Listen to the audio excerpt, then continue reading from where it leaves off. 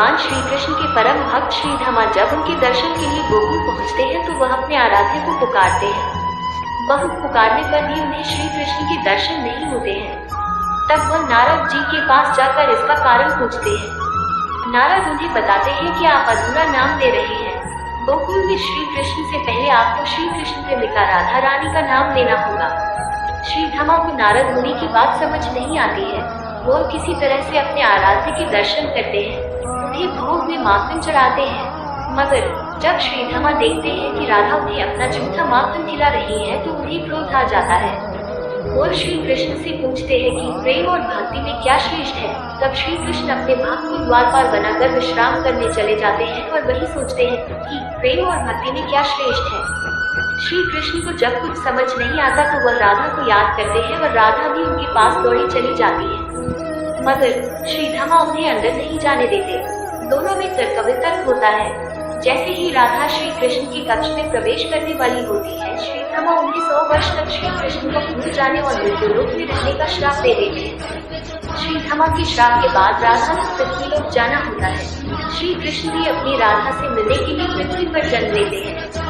मगर राधा को गोलोक का कुछ भी याद नहीं होता। भले राधा को गोकुल के बारे में कुछ भी याद नहीं होता, मगर श्री कृष्ण उन्हें कभी सपने में कभी अपनी आंखों में गोकुल के दर्शन कराते रहते हैं। राधा को भी श्री कृष्ण से प्रेम हो जाता है, मगर राधा के बाद सखा एवं महापंडित उत्पत्ति की पुत्र आयान को भी राधा से प्रेम होता है।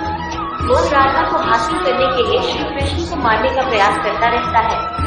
राजा कंस के साथ मिलकर वह श्री कृष्ण को राधा से दूर करने के लिए एक के बाद एक असुर बुलाता है, मगर राधा कृष्ण को अलग नहीं कर पाता है।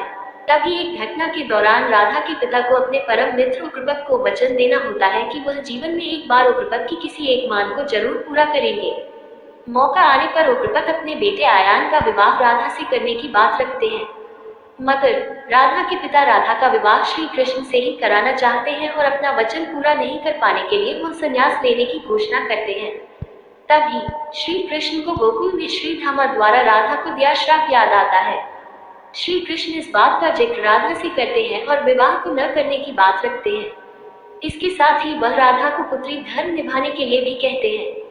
राधा अपने पिता का मान रखने के लिए श्री कृष्ण की जगह अपने बाल सखा आयान से विवाह कर लेती है और श्री कृष्ण भी अपना कर्म करने के लिए वृंदावन से मथुरा चले जाते हैं।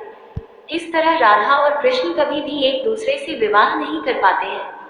कृष्ण से जुड़ी बातें सुनने के लिए कमेंट में जय श्री कृष्णा जरूर लिखिए। Radhe Radhe. For that hands